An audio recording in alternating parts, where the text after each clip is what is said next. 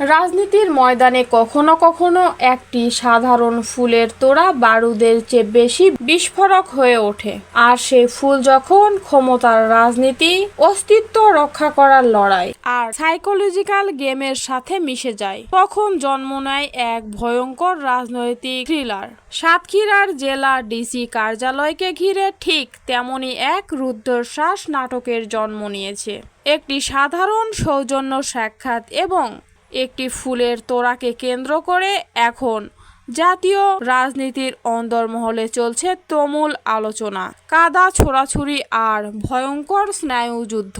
বাংলাদেশের বিরোধী দলীয় রাজনীতির এক চরম লজ্জাজনক অধ্যায়।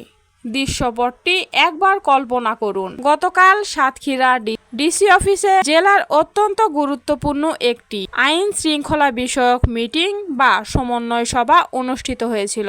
সাতক্ষীরার 4টি আসনে 4 জন জামায়াতে ইসলামের সংসদ সদস্য এই গুরুত্বপূর্ণ মিটিংয়ে তাদের মধ্যে 3 জন এমপি উপস্থিত ছিলেন। দীর্ঘ মিটিং শেষে জেলার নতুন নিযুক্ত ডিসিকে জামায়াতের এমপিরা একটি ফুলের তোড়া দিয়ে সৌজন্যমূলক শুভেচ্ছা জানান।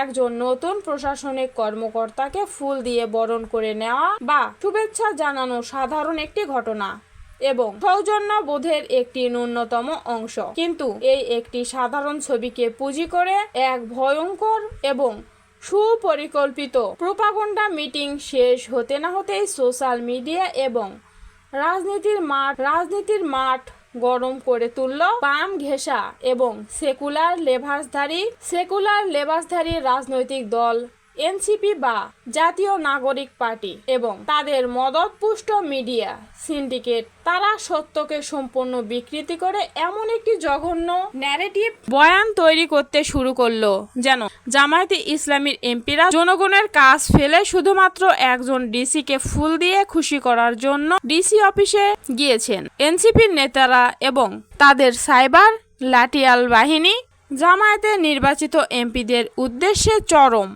নোংরা এবং অশালীন ভাষায় গালমন্দ করতে শুরু করেন। তাদের আখ্যা দেওয়া হলো ব্যর্থ, অযোগ্য, এমনকি ধ্বংসযোগ্য বা মেরুদণ্ডহীন হিসাবে। সোশ্যাল মিডিয়ার এই পরিকল্পিত আক্রমণের ঢেউ এতটাই তীব্র ছিল যে মনে হচ্ছিল জামায়াতের এমপিরা যেন কোনো মহাভারত অশুদ্ধ করে ফেলেছে। শুধু এনসিপি নয়, এই সাইবার আক্রমণের পালে হাওয়া দিতে মাঠে নেমে পড়েছেন আলোচিত অ্যাক্টিভিটিস পিনাকি ভট্টাচার্য। তিনি তার চিরচারিত আক্রমণাত্মক ভঙ্গিতে জামায়াতকে রীতিমতো তুলোধনা করতে শুরু করেছেন। মূল উদ্দেশ্য একটাই, জনগণের মগজ ধোলাই করে এটা প্রমাণ করা যে জামায়াতে ইসলামী একটি চরম অযোগ্য এবং মেরুদণ্ডহীন বিরোধী দল, আর একমাত্র এনসিপি হলো দেশের যোগ্য এবং আসল বিরোধী দল। জামায়াতের এমপিদের এই সাধারণ শিষ্টাচার নিয়ে যাদের রাতের ঘুম হারাম হয়ে যাচ্ছে, তাদের রাজনৈতিক প্রজ্ঞা এবং কোড অফ কন্ডাক্ট নিয়ে আসলে করুণা করা ছাড়া আর কিছুই নেই। এই সমালোচকরা মনে করেন একজন এমপি মানেই হলো এলাকার একছত্র জমিদার, যিনি ডিসি এসপিকে লাথি মেরে দরজা খুলবেন, টেবিল চাপড়ে কথা বলবেন। প্রচলিত পেশিশক্তি আর মাস্তানের রাজনীতির বাহিরে এই লোকগুলো চিন্তা করতে পারেন না। বাস্তবতার আয়নায় একবার বিষয়টা বিশ্লেষণ করে দেখুন। একটি জেলা প্রশাসক বা ডিসি হলেন সেই জেলার সমস্ত উন্নয়ন কাজ, বরাদ্দ এবং প্রশাসনিক কাঠামোর প্রধান সমন্বয়ক। সাতক্ষীরা জেলার 4টি আসনের সব কটি এখন জামায়াতের দখলে। এখন এই 4 জন এমপি কি জেলার প্রধান প্রশাসনিক কর্মকর্তার সাথে সুসম্পর্ক এবং কাজের পরিবেশ বজায় রাখবেন, নাকি প্রভু গোলামের মতো আচরণ করে অযথা শত্রুতা তৈরি করবেন? বিএনপির কিছু এমপির মতো বিনা কারণে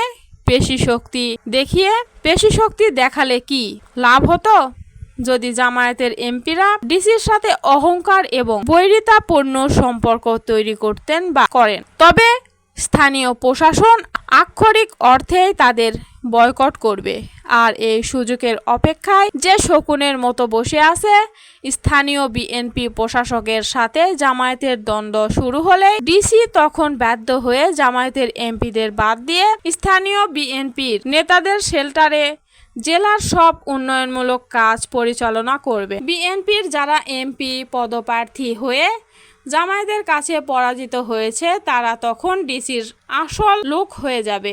এর চূড়ান্ত ফলাফল কি হতে পারে? 5 বছর পর যখন নির্বাচনের সময় আসবে, সাতক্ষীরার সাধারণ জনগণ দেখবে তাদের নির্বাচিত এমপিরা এলাকার একটি রাস্তার ইটও গাঁথতে পারেননি।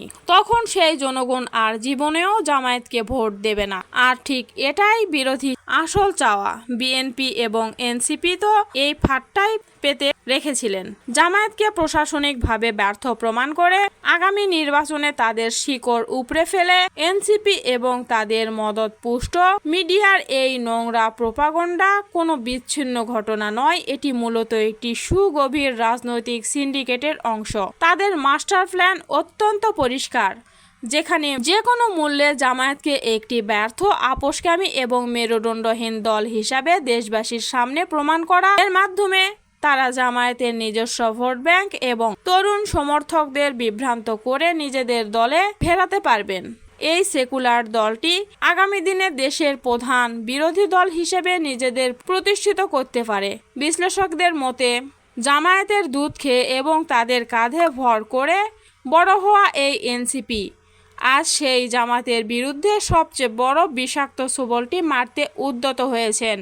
তাদের এই ধারাবাহিকতা প্রোপাগান্ডা শতভাগ উদ্দেশ্য প্রণোদিত এবং রাজনৈতিকভাবে উদ্দেশ্যমূলক। এটা অস্বীকার করার কোনো উপায় নেই যে পরিবর্তিত রাজনৈতিক পরিস্থিতিতে জামায়াতে ইসলামী কিছু কিছু ক্ষেত্রে অত্যন্ত নমনীয় এবং সতর্ক অবস্থান গ্রহণ করেছেন। কিন্তু এই নমনীয়তার মানে এই নয় যে তারা পুরোপুরি ব্যর্থ বা তাদের কোনো রাজনৈতিক মেরুদণ্ড নেই, বরং এটি হলো তাদের টিকে থাকার এবং গুছিয়ে ওঠার একটি মাস্টার স্ট্র্যাটেজি। এখন অন্যদের চাওয়া অনুযায়ী 2 মাসের একটি সরকারকে জামায়াত যদি প্রতিদিনই ফেলে দিতে চায়, তাহলে দেশটা অস্থিতিশীল হয়ে উঠবে এবং এই অস্থিতিশীলতার সুযোগ নিয়ে আওয়ামী লীগ এবং ভারত এক সম্মিলিতভাবে প্রোপাগান্ডা চালিয়ে বাংলাদেশের ক্ষমতার মসনদ দখল করবে। রাজনীতি কোনো আবেগের জায়গা নয়, এটি চরম বাস্তবতার ময়দান। জামায়াত যদি এখন প্রশাসনকে কাজে লাগিয়ে তাদের নির্বাচিত এলাকাগুলোতে দৃশ্যমান উন্নয়ন করতে না পারে, তবে জনগণের কাছে তাদের কোনো গ্রহণযোগ্যতা থাকবে না। 5 বছর পর সাধারণ জনগণ দিন শেষে চায় শান্তি, নিরাপত্তা এবং উন্নয়ন। অন্যদিকে বিএনপির জীবনেও চাইবে না যে তাদের রাজনৈতিক প্রতিপক্ষ হিসেবে জামায়াতের এমপিরা তাদের এলাকায় সফল হোক। এই চরম প্রতিকূল পরিবেশে, যেখানে চতুর্দিকে কেবল শত্রু আর রাজনৈতিক ফাঁদ, সেখানে স্থানীয় প্রশাসনের সাথে মিলে মিশে শিষ্টাচার বজায় রেখে অত্যন্ত কৌশলে কাজ আদায় করে নেওয়ার কোনো বিকল্প জামায়াতের হাতে নেই। সাতক্ষীরায় ডিসিকে দেওয়া সেই ফুলের তোড়াটি আসলে কোনো দুর্বলতা নয়, মেরুদণ্ডহীনতা নয়, সেটি ছিল জামায়াতের এক অসামান্য পলিটিক্যাল এবং ডিপ্লোমেসির অংশ। আর জামায়াতের এই পরিণতি এবং বুদ্ধিদীপ্ত চালটি ধরে পেরেই আজ এনসিপি বিএনপি তাদের সাইবার অ্যাক্টিভিটিসরা চরম হতাশায় আবল তাবল বকতে শুরু করেছে। সাতক্ষীরার এই ঘটনা প্রমাণ করে বিরোধী রাজনীতির ময়দানে কে আসলে দাবা খেলছে আর কে কেবল সস্তা হাততালির জন্য গ্যালারিতে বসে চিৎকার করছে। ফুলের এই স্নিগ্ধতার আড়ালে জামায়াত যে রাজনৈতিক পরিপক্কতার পরিচয় দিয়েছে, তা আগামী দিনে বাংলার রাজনীতির মাঠে তাদের অবস্থানকে কতটা সুদৃঢ় করবে তার উত্তর সময়ে বলে দিবে। আপনি কি মনে করেন, এটি কি রাজনৈতিক দুর্বলতা নাকি অত্যন্ত বুদ্ধিদীপ্ত কৌশল? আপনার মতামত অবশ্যই কমেন্ট করে জানান। আর এই ধরনের বিশ্লেষণধর্মী রাজনৈতিক ভিডিও দেখতে এই চ্যানেলটি সাবস্ক্রাইব করুন।